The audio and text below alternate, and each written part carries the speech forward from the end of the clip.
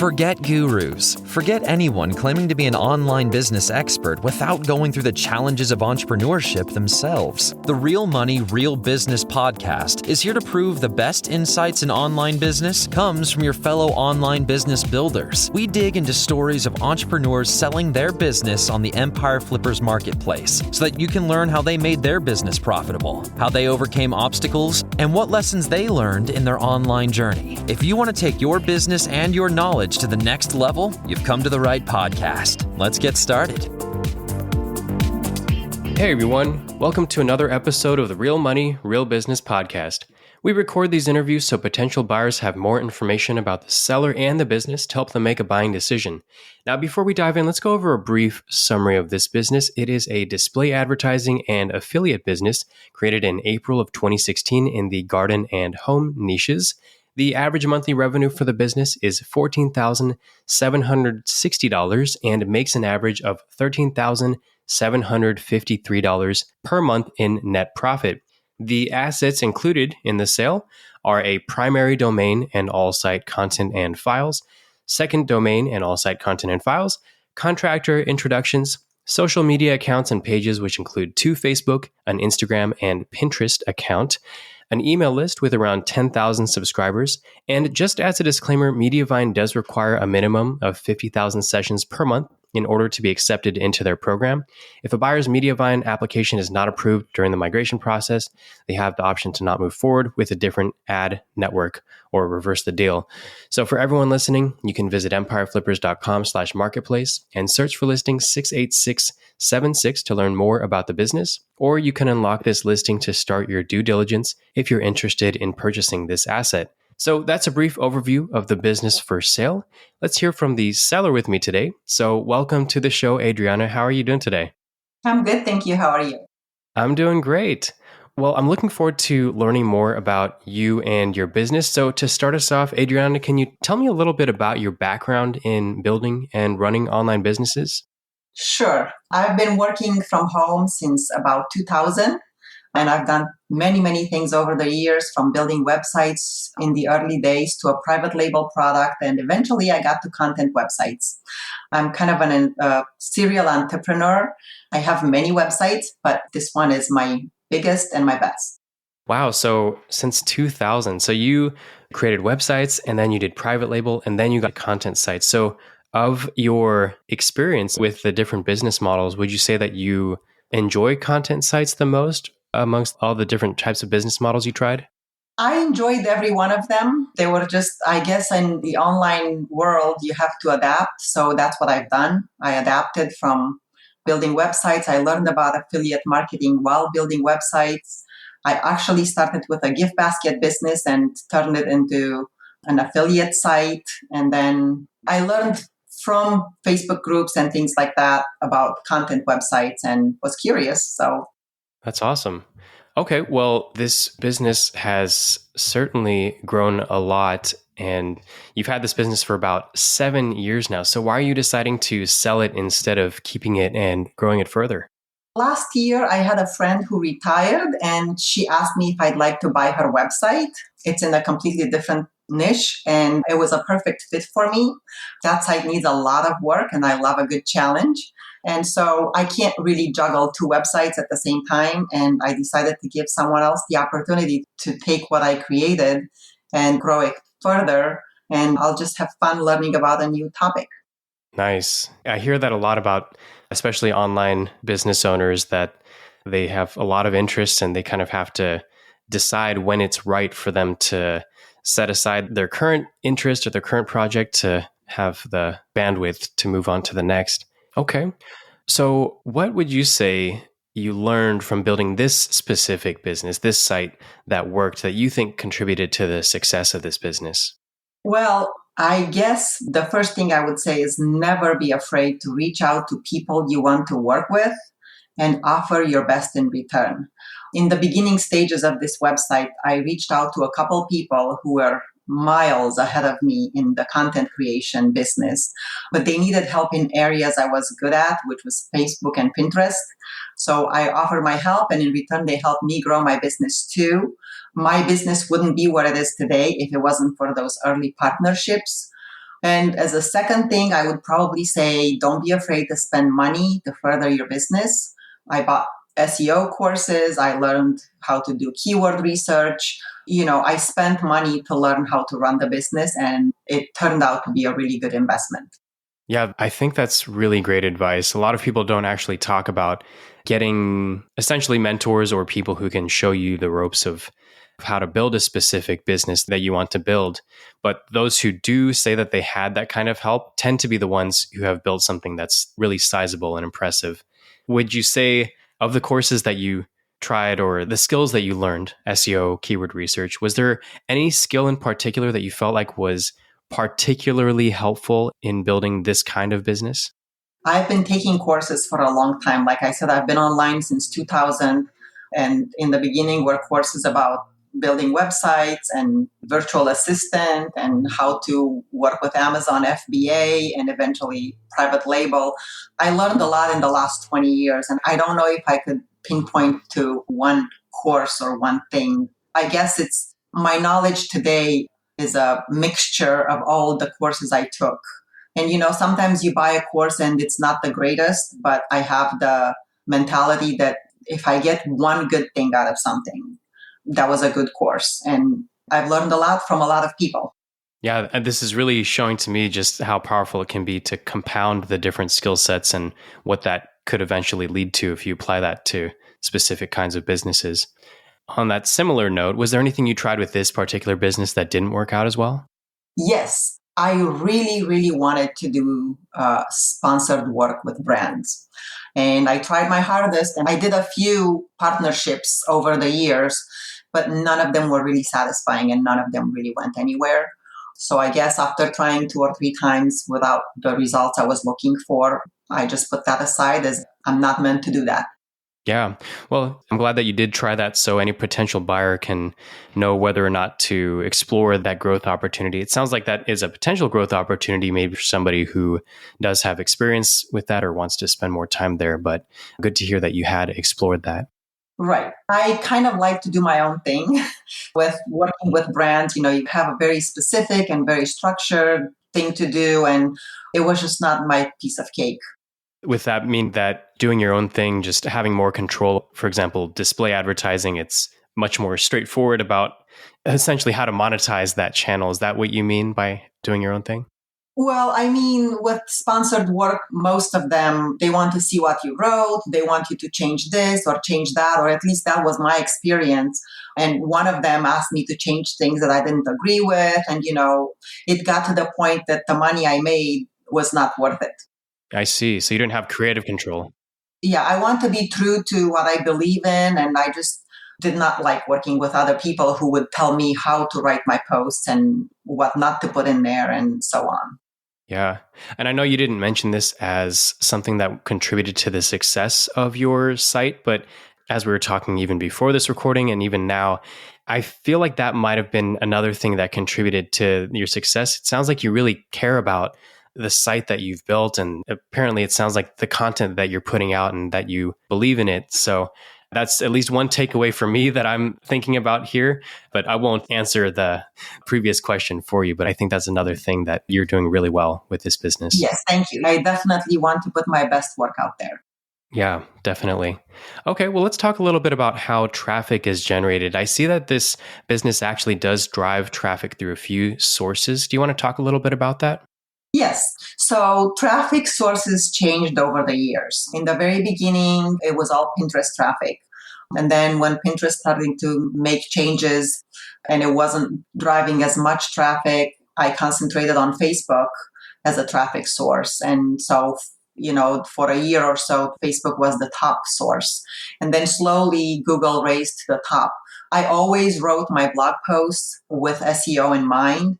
But as you know, it takes time for certain pieces of content to rank. So I'm very attuned to what works for my website. I watch my analytics and I see where my traffic is coming from and what's working. And so I take action that way. In the past 12 months, Google organic traffic was, I think, 58%, and then social was 32%. And that social is a mixture of Facebook and Pinterest. Facebook is 90% of that 32%, and Pinterest is just 10, and then 8% direct traffic. So it's a good mixture of traffic sources. Yeah, definitely. Well, it takes a bit of time for articles to rank organically. Would you say that the social component allowed you to more quickly grow your traffic in the beginning, and then just over time, it was able to shift towards more organic traffic? Definitely. My first few years actually were mostly Pinterest. I started the website in 2016 and added a few articles, maybe 20 or 30, and then I actually stopped because I had two websites and I was working on both of them. I took a break for about a year and a half. And so when I came back, I just had Pinterest traffic and probably a few, maybe less than 50 organic every month. But like I said, I always did my posts. I optimized them as well as I could. With a new site, it takes time. So I wanted to get traffic from wherever I could. And at that time, Pinterest was a really good source of traffic. And then, like I said, 2021, 2022, Facebook did really well. It's still doing well, though. It's just organic has surpassed it. Nice. So you mentioned you kind of were on and off at some point with the site, and it seems like now the business is more established. So can you describe the amount and the type of work that you currently do on this business to just maintain it? Yes, I do keyword research a few times a year. I don't really put a lot of time into keyword research just because I don't put hundreds of articles a month. I do it all by myself other than the writers. And so I don't need a lot of keywords to do. So probably 2 or 3 times a year, I spend an hour or 2 hours doing keyword research. And then I add my research to Google Sheets. I have 2 in-house writers, and each one of them has a Google Sheet. And so I put the specific articles. One specializes in one topic on my website and one specializes in a different topic. So I assign them their topics. And as I get posts, I'm really relaxed. I don't force people to write a lot. I let them write. We had some good guidelines, but then I don't tell them I need a post a day or whatever. I want them to use their inspiration and use their best time to write. So they have free reign on how they do the writing. If they have a week when they have more time, they can write more. And if there are weeks when one of them won't send anything and so on. And so I'm really relaxed about that because I want good quality. But anyway, they write the posts for me directly into the WordPress and they format the posts. And then they email me when they are ready for me. And then I edit, I add images, I interlink with other posts from the website, and then I publish. It takes me probably between 30 and 60 minutes to publish a post. It depends on how many images I need to add. And once I look over the content, I link out to other related posts. Like I said, add images and I hit publish. Immediately after I publish, I look for 3 to 5 related posts that can link to the new post and add those links in. And then again, right after, I pin to Pinterest and I schedule to post on Facebook. That's basically my day-to-day work. For a short period of time, probably 6 to 9 months in 2021, 2022, I did a really big push for content. I hired writers from agencies and I wrote some myself, so I did a lot of writing then. But at this moment, I think I have a couple posts a week that I publish. So that's basically the day-to-day work. And then once every couple months, I schedule Facebook posts. I schedule for about 2 months at a time. I do that with Buffer. I use bulk Buffer with an Excel sheet. And so I upload them. It takes a few minutes to upload. And then as I publish new posts, I go to Buffer and immediately schedule for the next slot available my new post. So that way I get a little bit of initial traffic. And then I don't have to worry about Facebook. It runs on its own with about an hour of work every couple months. Yeah. What I find really impressive about this is you have your operations clearly solidified and well established, but then also the point that you mentioned about how you work with your writers, at least right now, it seems like you have embedded system that optimizes for the creative process, for bringing out the creativity within those writers by allowing them to kind of write on their schedule, but it's within this very structured framework that you have for your operations. So I don't always or often hear about people who have that proper balance between kind of like the rigid or the systemized process with the creative process and being able to do that well in conjunction with each other. So that's very I impressive. think it works best. It works best when you can do your best work. Some people work well under deadline and some people just work when the inspiration strikes them. And so I want to give them that opportunity so that we can both be happy. Yeah, absolutely. Okay, well, if you were to keep the business, what are some ways you would try to grow it? I'd continue to add content, maybe try some digital products. And I just keep doing what I'm doing because it's working well. If I had the time, I'd probably increase the rate of publishing. And like I mentioned, I did that a couple years ago and it really boosted the organic traffic. I'd also do more with email. I have just over 10,000 subscribers and I get a really good open rate between, I think, 55 and 62%. But I haven't really created a good email flow. It's just kind of out of my comfort zone and I forget. And so that's something that I would work on because I think it would work well on bringing some extra traffic to the website. Yeah, absolutely. So it sounds like this would be good for a buyer if they wanted to just keep operating the business as it is. It sounds like you have a very well organized system to be able to enable that for somebody who just wants to have the business to drive income and keep ranking. But to your point about the email list, I think that is a very interesting point about open rate that you have being around 50 to 60%. And I mentioned before you have an email list of around 10,000 subscribers. So for somebody, especially right now when I'm sure you and many others in the online space have heard about just kind of the reemergence of the email newsletter almost. That I think is a prime opportunity to be able to grow this business if should a buyer want to go in that direction. Definitely. Nice.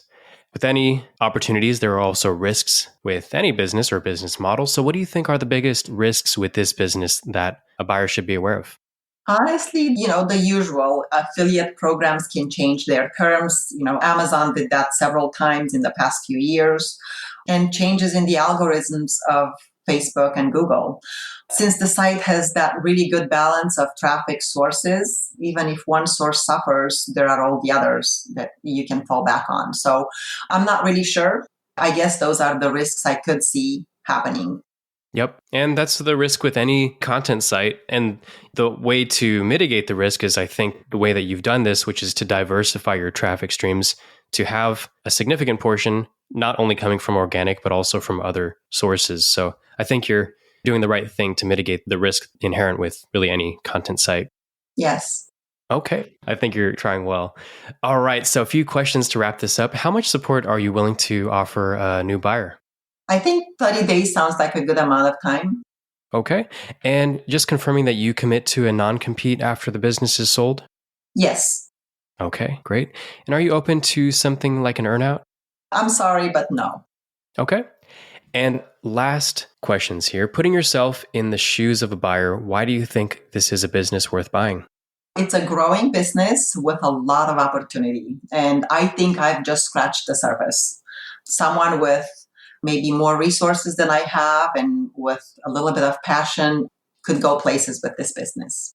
Yeah, I see this business, just to kind of emphasize some of the points mentioned before, that it's built on a great foundation. It seems driving traffic from multiple sources, and it has a strong operational foundation. And I think what you touched on about the email list is definitely an immediate growth opportunity that somebody could capitalize on.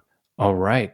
Well, Adriana, is there anything else that you'd like to add that you think I might have missed during the interview? It's an exciting business.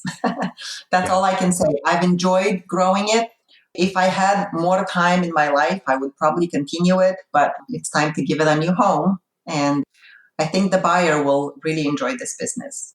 Yes. Well, I certainly encourage any listening, if they do have questions about the business after taking a further look, to have a conversation with Adriana about any questions.